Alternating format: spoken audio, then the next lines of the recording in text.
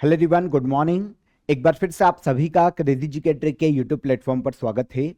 आज का सेशन हमारा वीकली करंट अफेयर का सेशन है, जहां पर हम 6 से लेकर 12 जुलाई के टॉप 25 इंपॉर्टेंट करंट अफेयर यहां पर डिटेल में डिस्कस करने वाले हैं। एंड तक सेशन को देखिएगा, इंपॉर्टेंट है। इसके अलावा आप सभी के लिए जनवरी से लेकर जून 2026 तक के करंट अफेयर की मास्टर क्लास आने वाली है क्रेजी जी के ट्रिक के यूट्यूब प्लेटफॉर्म पर आज मॉर्निंग में 9 बजे। ओके, तो इसे ज्वाइन कीजिएगा। यहां पर मैंने आपके साथ 300 से ज्यादा करंट अफेयर के एमसीक्यू से डिस्कस किए हैं विद डिटेल। 500 से ज्यादा करंट अफेयर आपके यहां पर इजीली तैयार हो जाएंगे अगर आप ये सेशन एंड तक देख लोगे।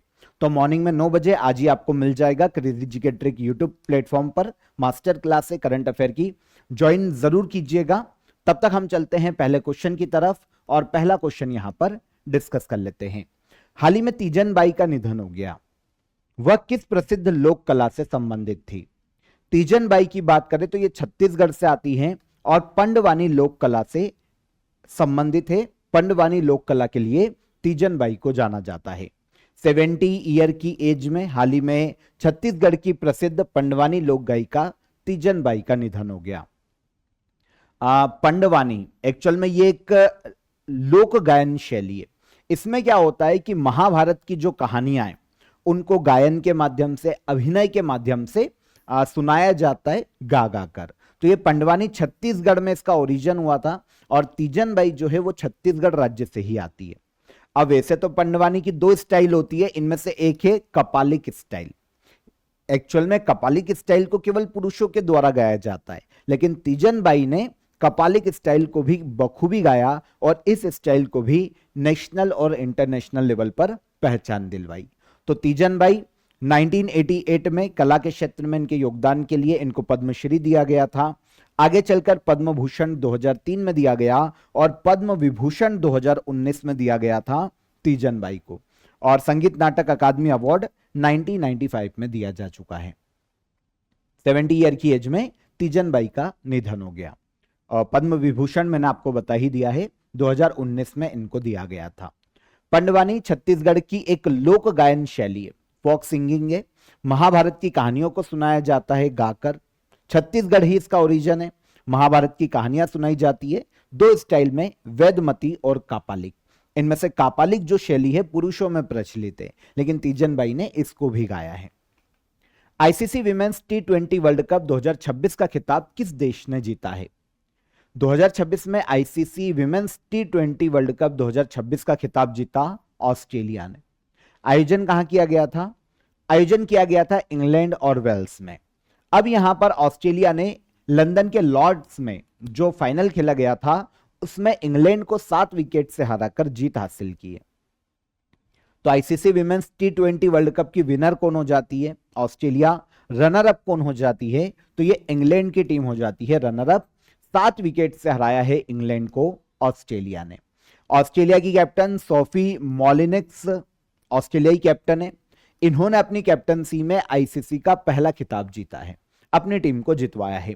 फाइनल में बेथ मुनी, ये ऑस्ट्रेलियन प्लेयर है, ये प्लेयर ऑफ द मैच भी रही और पूरे टूर्नामेंट में प्लेयर ऑफ द टूर्नामेंट का अवार्ड भी बेथ मुनी को ही दिया गया, ऑस्ट्रेलियन प्लेयर।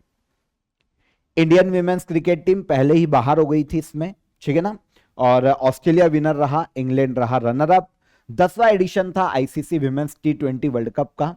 इंग्लैंड और वेल्स में खेला गया। ऑस्ट्रेलिया सबसे सक्सेसफुल टीम है। 7वीं बार ऑस्ट्रेलिया ने ICC women's T20 world cup का खिताब जीता है। रनर अप रहा इंग्लैंड। इंग्लैंड की कैप्टन थी Nat Sciver Brunt, runner up team की, और ऑस्ट्रेलियन कैप्टन सोफी। आईसीसी इसका आयोजन करवाता है। पहला एडिशन 2009 में हुआ था और पहले एडिशन की विनर रही थी इंग्लैंड की टीम। सबसे सक्सेसफुल टीम ऑस्ट्रेलिया है। 7वीं बार इन्होंने ICC women's T20 world cup का खिताब जीता 2026 में। ग्लोबल पासपोर्ट इंडेक्स 2026 में भारत को कौन सा स्थान प्राप्त हुआ है? ग्लोबल पासपोर्ट इंडेक्स 2026, इसमें इंडिया को 125वें रैंक पर रखा गया पावरफुल पासपोर्ट के मामले में। रिपोर्ट कौन जारी करता है? तो ग्लोबल सिटीजन सॉल्यूशन नाम की एक संस्था है, यह हर साल इस इंडेक्स को जारी करती है। 2026 का ये जो इंडेक्स आया था ना, इसमें 197 कंट्रीज को रैंक किया गया। 197 कंट्रीज में इंडिया को 125th रैंक पर रखा गया, इंडियन पासपोर्ट को। लास्ट ईयर हमारे पासपोर्ट की रैंक थी 124, इस बार 197 देशों में हमारे पासपोर्ट की रैंक है 125। टॉप पासपोर्ट की बात करें तो पहले पर है स्वीडन, सेकंड पर स्विट्जरलैंड और थर्ड पर रखा गया है फिनलैंड को। इंडिया के पासपोर्ट की रैंक है 125। प्रधानमंत्री नरेंद्र मोदी को किस देश के सर्वोच्च नागरिक सम्मान बिंतांग आदिपूर्णा से सम्मानित किया गया? बिंतांग आदिपूर्णा यह सर्वोच्च नागरिक सम्मान है इंडोनेशिया का। ओके, तो इंडोनेशिया की गवर्नमेंट ने, वहां के जो प्रेसिडेंट है प्रबोवो सुबियांतो, इन्होंने जकार्ता में भारत के पीएम नरेंद्र मोदी को अपने यहां के हाईएस्ट सिविलियन ऑनर बिंतांग आदिपूर्णा से सम्मानित किया है। इंडिया और इंडोनेशिया के मध्य में संबंधों को मजबूत करने के कारण भारत के पीएम नरेंद्र मोदी को यह अवार्ड दिया गया।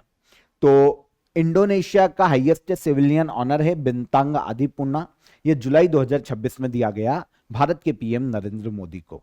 देखिए, आप सभी को इन्फॉर्म कर देता हूं कि मानसून सेल का आज लास्ट डे है आप सभी के लिए, 12 जुलाई को। ठीक है, तो आज आपको और सभी courses crazy GK trick application पर अप टू 90% तक ऑफ में देखने को मिल जाएंगे। तो चेकआउट कीजिएगा एप्लीकेशन को, सभी कोर्सेज आपको काफी अफोर्डेबल प्राइस में अभी अवेलेबल है, तो फायदा उठाइए और चेकआउट कीजिएगा एप्लीकेशन को। काफी सारी फ्री पीडीएफ, मॉक टेस्ट आपको एप्लीकेशन पर मिल जाएंगे और किसी भी कोर्सेज को आप यहां पर ज्वाइन कर सकते हैं। लास्ट डे है सेल का, तो फायदा उठाइएगा, चेकआउट कीजिए क्रेजी जीके ट्रिक एप्लीकेशन को। ठीक है, आगे आइए। अंकटैड की विश्व निवेश रिपोर्ट 2026 के अनुसार 2025 में एफडीआई प्रवाह के मामले में भारत की रैंक क्या है? तो अंकटैड की यह रिपोर्ट है जिसका नाम है वर्ल्ड इन्वेस्टमेंट रिपोर्ट 2026 और इसमें बताया गया है कि एफडीआई प्रवाह के मामले में 2025 में सबसे ज्यादा एफडीआई किस देश में आया। इसके आधार पर इंडिया 11वीं रैंक पर है। ओके, तो अंकटैड ने वर्ल्ड इन्वेस्टमेंट रिपोर्ट 2026 जारी की। 2025 के डेटा को इन्होंने जारी किया है और बताया है कि भारत में 2025 में 38.89 बिलियन अमेरिकी डॉलर का एफडीआई आया है और एफडीआई प्राप्त करने के मामले में इंडिया वर्ल्ड में 11वीं रैंक पर है। 2024 की तुलना में 2 स्थान की हमारा सुधार हुआ है, क्योंकि लास्ट ईयर हम 13वीं रैंक पर थे, इस बार हम 11वीं रैंक पर है। मेक इन इंडिया और easy of doing business reform, startup India, इसके कारण एफडीआई का प्रभाव लगातार इंडिया में बढ़ता जा रहा है। टॉप कंट्री जिसको सबसे ज्यादा एफडीआई मिला तो यह है यूएसए, जहां पर सबसे ज्यादा एफडीआई आया है। इंडिया 11वीं रैंक पर है। UNCTAD United Nation Conference on Trade and Development के नाम से यह संस्था जानी जाती है। 1964 में बनी थी। स्विट्जरलैंड के जेनेवा में इसका हेडक्वार्टर है। ग्लोबल ट्रेड, इन्वेस्टमेंट, डेवलपमेंट से जुड़े हुए कार्यों को देखती है यूनाइटेड नेशन की संस्था अंकटैड। जीआई टैग प्राप्त करने वाला हरियाणा का पहला फल कौन सा बना है? तो जीआई टैग प्राप्त करने वाला हरियाणा का पहला फल बना है सिरसा किन्नू। यह संतरे की एक हाइब्रिड किस्म है, सिरसा, हरियाणा के सिरसा में उगाई जाती है सिरसा किन्नू। ओके, तो इसे 2026 में जीआई टैग दिया गया है, जिससे हरियाणा का पहला प्रोडक्ट जिससे जीआई टैग दिया गया, पहला फल, प्रोडक्ट नहीं बोलेंगे, पहला फल जिसे जीआई टैग दिया गया। एक हाइब्रिड फ्रूट है, खट्टे मीठे स्वाद के लिए विटामिन सी भरपूर होता है, इसीलिए जाना जाता है। वैसे ओरिजिन यूएसए का कैलिफोर्निया है। आगे चलकर समय के हिसाब से ये इंडिया आया और फिर इंडिया में भी इसे उगाया जाने लगा। तो हरियाणा के सिरसा में सिरसा किन्नू, इसे जीआई टैग दिया गया है। एशियन टेनिस फेडरेशन ने किस भारतीय टेनिस खिलाड़ी को प्लेयर एम्बेसडर नियुक्त किया है? तो एशियन टेनिस फेडरेशन, इसने भारत के टेनिस प्लेयर लिएंडर पेस, इनको प्लेयर एम्बेसडर नियुक्त किया है, लिएंडर पेस को। ओके, तो एशियन टेनिस फेडरेशन के, क्योंकि ये ब्रांड एम्बेसडर बने हैं, तो एशिया में टेनिस खेलों को प्रमोट करते हुए दिखाई देंगे लिएंडर पेस। लिएंडर पेस इंडिया के बहुत ही सक्सेसफुल टेनिस प्लेयर हैं। ये पश्चिम बंगाल के कोलकाता में इनका जन्म हुआ था। ओलंपिक में इंडिया के लिए ब्रॉन्ज मेडल लेकर आए हैं टेनिस में। एटलांटा ओलंपिक हुआ था 1996 में, इसमें ब्रॉन्ज मेडल जीता था ओलंपिक में लिएंडर पेस ने। ग्रैंड स्लैम टाइटल की बात करें तो 8 मेंस डबल और 10 मिक्स डबल इन्होंने जीते हैं। 18 ग्रैंड स्लैम टाइटल हैं लिएंडर पेस के नाम। 2024 में international tennis hall of fame में शामिल होने वाले पहले भारतीय खिलाड़ी बने थे। अर्जुन अवार्ड इनको 1990 में दिया गया था। राजीव गांधी खेल रत्न अवार्ड 1996-97 में दिया गया। पद्मश्री से 2001 में सम्मानित किया गया और पद्म भूषण से 2014 में सम्मानित किया गया था लिएंडर पेस को। ओके। एशियन टेनिस फेडरेशन 1956 में स्थापना। श्रीलंका के कोलंबो में इसका हेडक्वार्टर है। एशिया में टेनिस खेलों को रेगुलेट करने वाली संस्था है जिसके एम्बेसडर बने हैं लिएंडर पेस। बोरजुली वेटलैंड को जैव विविधता विरासत स्थल घोषित किया गया, यह किस राज्य में स्थित है? तो बोरजुली वेटलैंड की बात करें तो यह देखने को मिलेगा भारत के असम राज्य में। कहां पर? असम में। सुर्खियों में इसलिए है क्योंकि इसे बायोडायवर्सिटी हेरिटेज साइट घोषित किया गया है बोरजुली वेटलैंड को। एक्चुअल में क्या है ना, बोरजुली वेटलैंड जो है ना, यहां पर एक्चुअल में वाइल्ड राइस की एक किस्म पाई जाती है जिसे ओरियाजा रूफी पोगोन कहा जाता है। हमारे यहां पर जितनी भी वर्तमान में राइस है ना, राइस की किस्म है ना, उनका पूर्वज एंसेस्टर माना जाता है वाइल्ड राइस की इस प्रजाति को। तो इकोसिस्टम के लिए बहुत जरूरी है इन फ्यूचर कोई भी चावल की जेनेटिक मॉडिफाई फसल को डेवलप करने के लिए इनका जो डीएनए है उसकी जरूरत पड़ सकती है और पड़ेगी, ऑब्वियस सी बात है। इसीलिए इसका संरक्षण किया जाना जरूरी है। इसीलिए नेशनल बायोडायवर्सिटी अथॉरिटी के द्वारा असम के सोनितपुर जिले में स्थित बोरजुली वेटलैंड को बायोडायवर्सिटी हेरिटेज साइट घोषित किया गया है। तो कहां पर है बोरजुली वेटलैंड? असम राज्य में स्थित है। माचा चाय का वाणिज्यिक उत्पादन करने वाला भारत का पहला राज्य कौन सा बना है? माचा टी, इसका कमर्शियली प्रोडक्शन करने वाला इंडिया का पहला राज्य बना है असम राज्य। ओके, यहां पर भी आंसर हो जाएगा हमारा असम। तो देखिए, असम इंडिया का माचा टी का कमर्शियल प्रोडक्शन करने वाला पहला राज्य बना है। एक्चुअल में जो माचा टी है ना, इसके रूट्स जापान के, पर इंडिया में उगाया जाता था इसको, लेकिन पहली बार कमर्शियल प्रोडक्शन के लिए उगाया गया है, बेचने के उद्देश्य से। तो स्पेशली तिनसुकिया जिला है असम राज्य में, यहां पर इसे उगाया गया।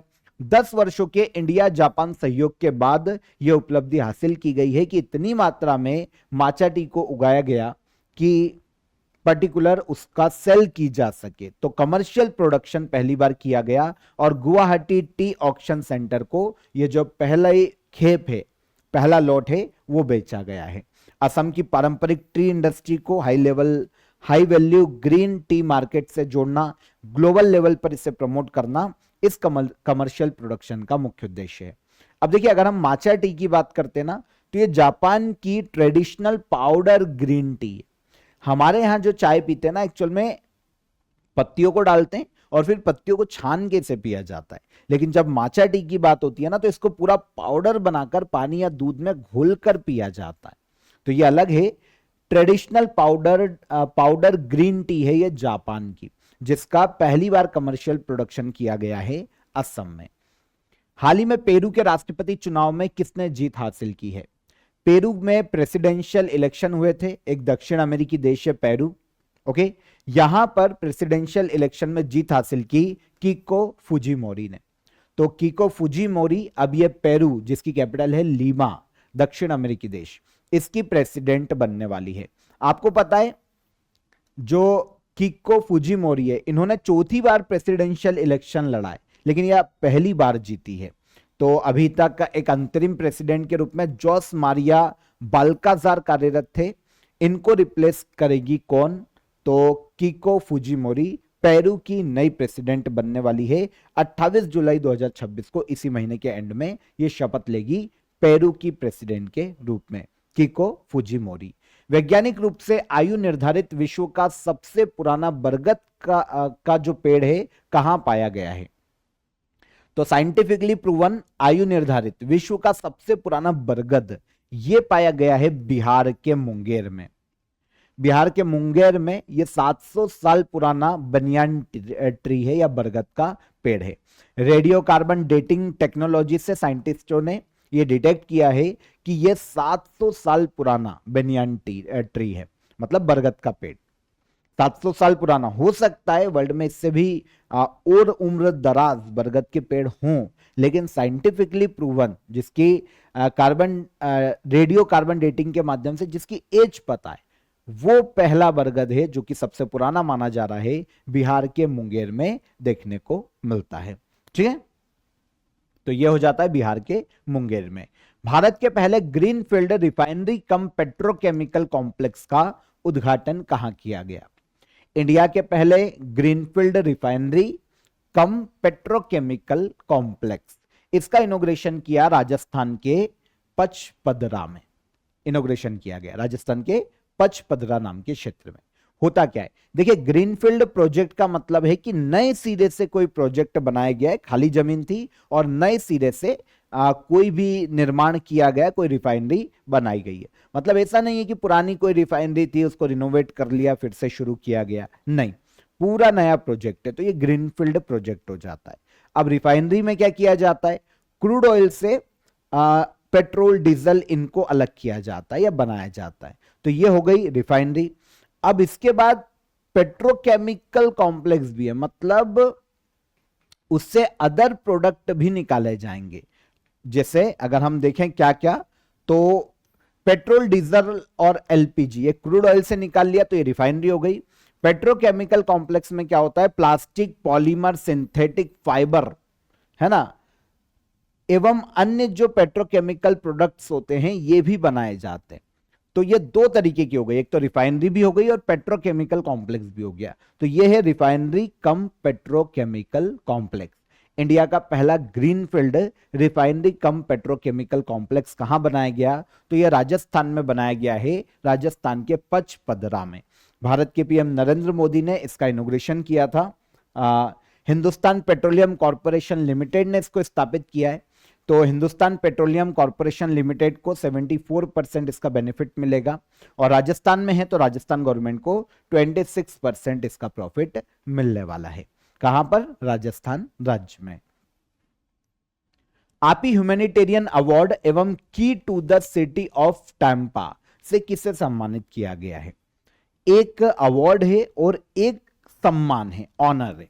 ठीक है, आपी ह्यूमैनिटेरियन अवार्ड और key to the city of Tampa, ये दोनों से सम्मानित किया गया है नीता अंबानी को। नीता अंबानी है ना, रिलायंस फाउंडेशन की फाउंडर और चेयरमैन है। इनको आपी ह्यूमैनिटेरियन अवार्ड दिया गया और साथ ही साथ key to the city of Tampa सम्मान से भी सम्मानित किया गया है।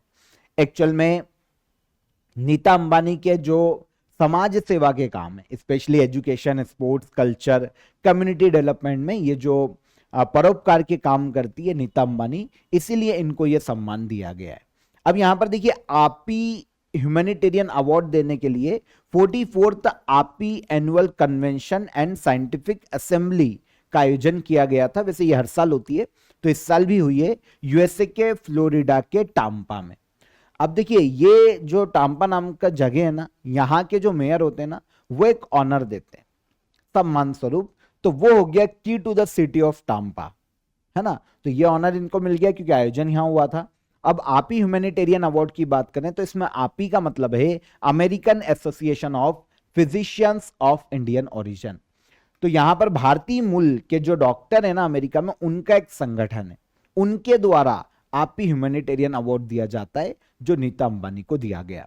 यह संस्था अमेरिका में 1982 में बनी थी, यूएसए में इसका हेडक्वार्टर देखने को मिलता है। पुलिस अनुसंधान एवं विकास ब्यूरो के नए डायरेक्टर जनरल के रूप में किसे नियुक्त किया गया है? यहां पर बात की जा रही है bureau of police research and development. इसके नए डायरेक्टर जनरल के रूप में अपॉइंट किया गया आलोक कुमार मित्तल को। कौन बने हैं? आलोक कुमार मित्तल। तो सेंट्रल गवर्नमेंट की जो अपॉइंटमेंट कमेटी है सेंट्रल कैबिनेट की, उन्होंने पुलिस विभाग में नई नियुक्तियां की है। उनमें से सबसे इंपॉर्टेंट है bureau of police research and development. इसके डायरेक्टर जनरल बने हैं आलोक कुमार मित्तल। आंसर ले लिया हमने, आलोक कुमार मित्तल। 1993 बैच के हरियाणा कैडर के आईपीएस ऑफिसर हैं। इनका कार्यकाल 30 जून 2029 तक रहेगा। Bureau of police research and Development के डायरेक्टर जनरल के रूप में कौन बने? आलोक कुमार मित्तल। अगर संस्था की बात करें कि संस्था क्या है, तो देखिए ये जो संस्था है ना, ये गृह मंत्रालय के अधीन काम करती है। भारत में पुलिस रिफॉर्म है ना, research, police training, police development, इनके लिए काम करने वाली संस्था है। 1970 में बनी थी और हेडक्वार्टर है इसका नई दिल्ली में, जिसके नए डायरेक्टर जनरल अपॉइंट किए गए। भारत के लिए इंटरनेशनल क्रिकेट में सबसे कम उम्र में डेब्यू करने वाले खिलाड़ी कौन बने हैं? इंडिया के लिए इंटरनेशनल क्रिकेट में सबसे कम उम्र में डेब्यू करने वाले जो खिलाड़ी हैं वो बने हैं वैभव सूर्यवंशी।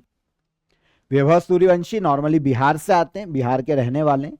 सचिन तेंदुलकर का इन्होंने रिकॉर्ड ब्रेक किया है ना। सचिन तेंदुलकर के नाम 16 साल 205 दिन की उम्र में इंटरनेशनल क्रिकेट खेलने का रिकॉर्ड था। 33 साल पुराना यह रिकॉर्ड था, इसको ब्रेक किया है वैभव सूर्यवंशी ने।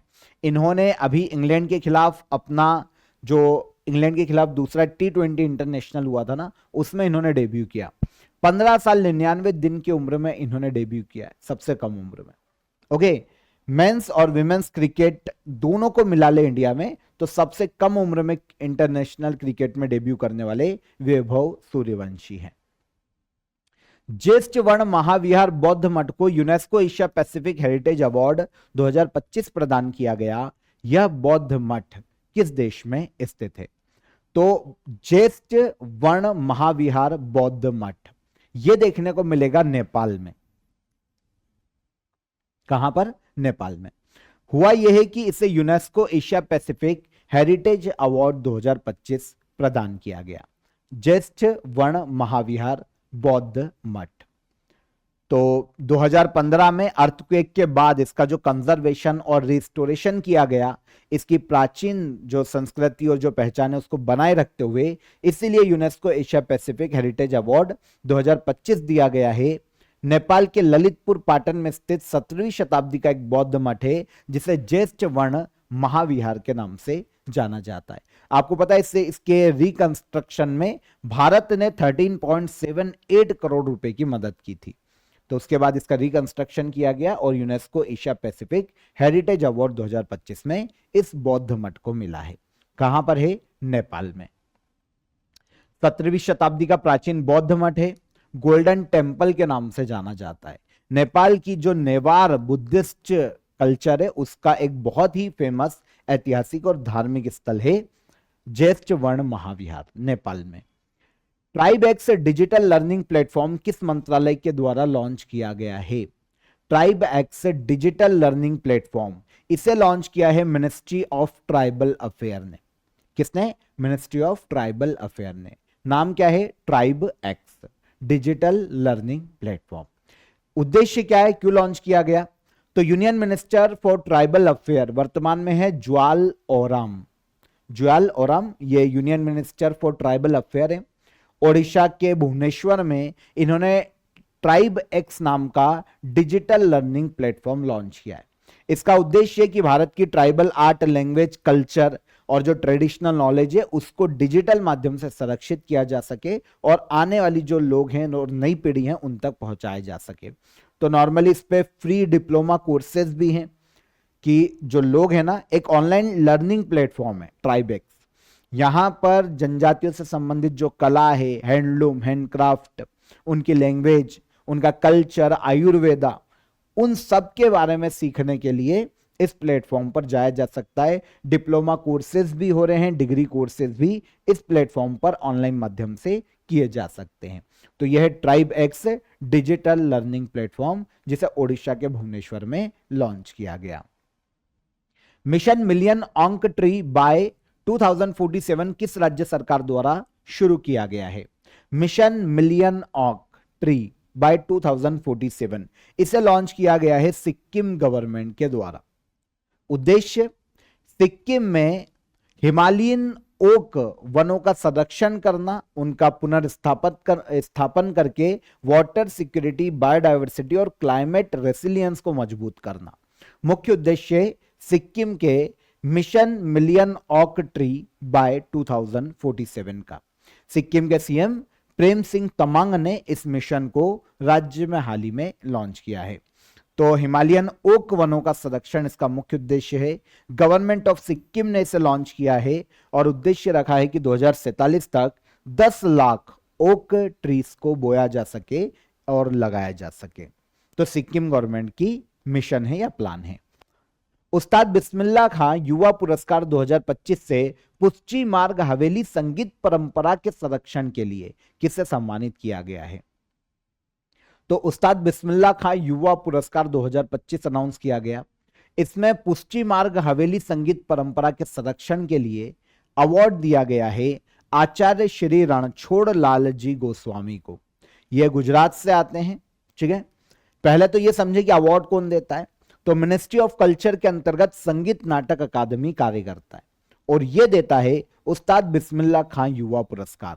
40 साल से कम उम्र के जो युवा कलाकार है संगीत नाटक रंगमंच के क्षेत्र के, उनको यह अवार्ड दिया जा सकता है। तो इस बार उस्ताद बिस्मिल्लाह खां युवा पुरस्कार 2025 अनाउंस किए गए। गुजरात के अहमदाबाद के आचार्य श्री रणछोड़ लाल जी गोस्वामी को पुष्चि मार्ग के जो हवेली संगीत परंपरा है उसके संरक्षण और संवर्धन के लिए यह अवार्ड दिया गया है। इजी 40 वर्ष से कम आयु के युवाओं को दिया जाता है और 25,000 रुपए की पुरस्कार राशि दी जाती है। यहां पर हवेली संगीत को समझें कि यह क्या है। तो भगवान श्री कृष्ण के भक्ति मार्ग में गाया जाने वाला एक पारंपरिक संगीत है। एक्चुअल में मुख्य रूप से पुष्चि मार्ग संप्रदाय के जो मंदिर है ना उनमें गाया जाता है और पुष्चि मार्ग संप्रदाय के मंदिरों को हवेली कहा जाता है, इसलिए यह हो गया हवेली संगीत। पुष्चि मार्ग संप्रदाय का हवेली संगीत परंपरा है। शुरुआत इसकी ब्रज क्षेत्र मथुरा वृंदावन से हुई थी। आगे चलकर यह गुजरात और राजस्थान में भी फैला टाइम के साथ। अगर हम पुष्चि मार्ग के संस्थापक देखें तो यह वल्लभाचार्य जी है। भारत और इंडोनेशिया ने किस यूनेस्को वर्ल्ड हेरिटेज साइट में कंजर्वेशन एंड रिस्टोरेशन प्रोजेक्ट का शुभारंभ किया है। तो इंडिया और इंडोनेशिया ने एक यूनेस्को वर्ल्ड हेरिटेज साइट है जिसका नाम है प्रम्बानन मंदिर। यूनेस्को वर्ल्ड हेरिटेज साइट है, इसमें कंजर्वेशन और रिस्टोरेशन प्रोजेक्ट का शुभारंभ किया है इंडिया और इंडोनेशिया ने मिलकर। वर्ल्ड हेरिटेज साइट है ये, ठीक है, जो कि इंडोनेशिया के योग्याकार्ता नाम के क्षेत्र में देखने को मिलती है। प्रम्बन टेम्पल है ये। इसके कंजर्वेशन और रिस्टोरेशन प्रोजेक्ट को भारत के पीएम नरेंद्र मोदी और इंडोनेशिया के प्रेसिडेंट प्रबोवो सुबियांतो ने शुरू किया है। परियोजना का उद्देश्य कि जो ऐतिहासिक यूनेस्को वर्ल्ड हेरिटेज साइट है उनका कंजर्वेशन रिस्टोरेशन किया जा सके और इंडिया और इंडोनेशिया की जो जॉइंट सांस्कृतिक विरासत है उसको मजबूत किया जा सके। तो UNESCO world heritage site Prambanan या प्रम्बानन मंदिर ये कहां पर देखने को मिलेगी, तो ये देखने को मिलेगी इंडोनेशिया में। International centre for civilisational studies Manas and Mahabharata का इनॉग्रेशन कहां किया गया है। एक सेंटर है international centre for civilisational studies Manas and Mahabharata, इसका इनॉग्रेशन किया गया किर्गिस्तान के बिश्केक में। ओके, तो भारत और किर्गिस्तान के सहयोग से किर्गिस्तान के बिश्केक जो कि कैपिटल है किर्गिस्तान की, यहां पर एक इंटरनेशनल सेंटर बनाया गया है। किसका? International centre for civilisational studies Manas और महाभारत। यहां पर क्या किया जाएगा, यहां पर देखिए महाभारत इंडिया का एक महाकाव्य संस्कृत भाषा का, और किर्गिस्तान का जो महाकाव्य ना उसे कहा जाता है मानस। किर्गिस्तान का मानस है, जैसे हमारे यहां पर महाभारत है। तो इन दोनों जो एपी के उन पर अध्ययन किया जाएगा और उन पर रिसर्च के काम किए जाएंगे। तो यह केंद्र मानस नेशनल एकेडमी और भारत के centre for studies of international relation इन्होंने संयुक्त रूप से स्थापित किया है। तो international centre for civilisational studies Manas and Mahabharata कहां स्थापित किया गया? किर्गिस्तान के बिश्केक में। भारत के 98th चेस ग्रैंड मास्टर कौन बने हैं? इंडिया के 98वें शतरंज ग्रैंड मास्टर बने एस अश्वथ। एस अश्वथ भारत के तमिलनाडु राज्य से आते हैं। देखिए फिडे के द्वारा ग्रैंड मास्टर किसको घोषित किया जाता है? जिसने 3 ग्रैंड मास्टर नॉर्म जीते हों फिडे के और उनकी इलो रेटिंग 2500 से ज्यादा हो। ये 2 कंडीशन होना चाहिए फुलफिल, तो किसी व्यक्ति को ग्रैंड मास्टर का टाइटल दिया जाता है। अभी तमिलनाडु के 17 वर्षीय चेस प्लेयर एस अश्वथ ने इन दोनों क्राइटेरिया को पूरा किया है और उसके बाद ये भारत के 98th चेस ग्रैंड मास्टर बन गए हैं। कौन? एस अश्वथ तमिलनाडु से आते हैं। तमिलनाडु के 38th चेस ग्रैंड मास्टर हैं, लेकिन all over India 98th chess grand master हैं एस अश्वथ तमिलनाडु के। इनके पहले 97th chess grand master last month बने थे जून में, जी बी हर्षवर्धन, ये भी तमिलनाडु राज्य से ही आते हैं। 2027 का ग्लोबल एआई समिट किस देश में आयोजित किया जाएगा? 2027 का ग्लोबल एआई समिट, इसका आयोजन किया जाने वाला है कहां पर? तो इसका आयोजन किया जाने वाला है स्विट्जरलैंड में। 2027 का ग्लोबल एआई समिट है, स्विट्जरलैंड में यह आयोजित किया जाएगा 2027 में। ठीक है, अब देखिए समिट 21 से लेकर 22 जून 2027 को स्विट्जरलैंड के जेनेवा में होगी। उद्देश्य क्या है? AI governance, responsible AI use को बढ़ावा देना, एआई सेक्टर में ट्रांसपेरेंसी को बढ़ावा देना और इंटरनेशनल सहयोग को बढ़ावा देना एआई सेक्टर में। यह ग्लोबल एआई समिट को आयोजित किए जाने का मुख्य उद्देश्य है। 2027 में इसका आयोजन स्विट्जरलैंड में किया जाएगा। सबसे पहली बार यह सम्मेलन 2023 में यूनाइटेड किंगडम में आयोजित किया गया था और इंटरेस्टिंग यह है कि 2026 में इस साल यह सम्मेलन भारत की राजधानी नई दिल्ली में आयोजित किया गया। 2027 में स्विट्जरलैंड के जेनेवा में आयोजित किया जाएगा और 2028 में इसका आयोजन किया जाने वाला है यूएई में।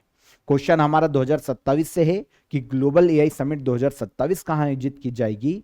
तो यह आयोजित की जाएगी कहां पर? स्विट्जरलैंड के जेनेवा में। आगे, ऑस्ट्रेलिया ने तमिलनाडु के मंदिरों से चुराई गई किस राजवंश की 3 प्राचीन भारतीय धरोहर वापस लौटाने की घोषणा की है? तो ऑस्ट्रेलिया ने अनाउंस किया है कि तमिलनाडु के मंदिरों से चुराई गई 3 प्राचीन भारतीय धरोहर को वो वापस लौटाएगा। ये तीनों धरोहर जो है चोला डायनेस्टी से संबंधित है। चोला डायनेस्टी के समय इन धरोहरों का विकास हुआ था। ये मंदिरों में स्थापित थी, लेकिन जो अलग अलग समय में जो आक्रमणकारी हुए हैं, चोर हुए हैं, उनके द्वारा ये चुराकर भारत से बाहर ले जाई गई। वर्तमान में ये ऑस्ट्रेलिया में है। तो अब ऑस्ट्रेलिया ने अनाउंस किया है कि वो इन 3 प्राचीन भारतीय जो एंटिक्विटीज है उनको वापस इंडिया को लौटा देगा। एक्चुअल में इंडिया और ऑस्ट्रेलिया के मध्य में म्यूचुअल लीगल असिस्टेंस ट्रीटी है, जिसके तहत ऑस्ट्रेलिया इसे भारत को लौटाने को तैयार हुआ है। क्या क्या शामिल है? तो देवी भद्रकाली का एक ब्रॉन्ज त्रिशूल है यहां पर। इसके अलावा ग्रेनाइट से बनी हुई नंदी जी की एक प्रतिमा है और 6 मुखों वाले भगवान कार्तिकेय की एक प्रतिमा इसमें शामिल है। तो ये 3 एंटिक्विटीज है जिनको भारत को वापस लौटाया जाएगा। 11वीं-12वीं शताब्दी में दक्षिण भारत में, स्पेशली तमिलनाडु के क्षेत्र में, कभी चोला डायनेस्टी का शासन था। इसी चोला डायनेस्टी के समय में ये ब्रॉन्ज मूर्ति कला और टेम्पल आर्किटेक्चर के लिए जाना जाता था और इसी के समय में ये 3 चीजों का निर्माण किया गया, मंदिरों में स्थापित किया गया। अब ऑस्ट्रेलिया इसे इंडिया को वापस करेगा। Last question, geological survey of India ने थोरियम के भंडार की खोज कहां की है? तो जियोलॉजिकल सर्वे ऑफ इंडिया, इन्होंने थोरियम का भंडार खोजा है कर्नाटक के गुंडलुपेट में। कर्नाटक में एक जिला है जिसका नाम है चामराजनगर और यहां का पर्टिकुलर एक प्लेस है जिसका नाम है गुंडलुपेट। तो कर्नाटक के गुंडलुपेट में जियोलॉजिकल सर्वे ऑफ इंडिया ने थोरियम युक्त मोनाजाइट खनिज के भंडारों की खोज की है। 700 एकड़ में यह क्षेत्र फैला हुआ है। इनमें से 20 एकड़ क्षेत्र में कोर एरिया घोषित किया गया है ताकि यहां पर माइनिंग की शुरुआत की जा सके। अगर हम थोरियम की बात करते हैं तो एक नेचुरल रेडियो एक्टिव तत्व है, धातु है, मेटल है। भविष्य में न्यूक्लियर पावर इससे बनाई जा सकती है, न्यूक्लियर एनर्जी के लिए इसका यूज किया जाता है। हालांकि थोरियम को सीधे न्यूक्लियर रिएक्टर में यूज नहीं किया जाता न्यूक्लियर एनर्जी के लिए, इसे कन्वर्ट किया जाता है यूरेनियम 233 में और यूरेनियम 233 से फिर न्यूक्लियर एनर्जी जनरेट की जाती है। इसका एटॉमिक नंबर है 90। मोनाजाइट की बात करें तो ये एक रेयर मिनरल है जिसमें थोरियम, रेयर अर्थ एलिमेंट, इसके अलावा यूरेनियम, ये सब मिक्स होता है। तो मोनाजाइट के क्षेत्र या भंडार की खोज की गई है, इसमें शामिल है थोरियम, जो कि कर्नाटक राज्य में खोजा गया। इजी। तो यहां पर 6 से लेकर 12 जुलाई तक के सभी करंट अफेयर हमने डिटेल में डिस्कस किए। आई होप आपको सभी क्वेश्चन, सभी फैक्ट समझ में आए होंगे। करंट अफेयर की मास्टर क्लास को देखना मत भूलिएगा, ठीक है ना। आपको ये आज crazy GK trick YouTube platform पर मिल जाएगी, इसे ज्वाइन कीजिए। हम फिर मुलाकात करेंगे नेक्स्ट डे के करंट अफेयर में। सेशन पसंद आया हो तो वीडियो को लाइक और शेयर करके जाइएगा, और चैनल पर पहली बार आए हो तो चैनल को सब्सक्राइब कर लो। फिर मुलाकात करते हैं नेक्स्ट वीडियो में। जय हिंद, जय भारत।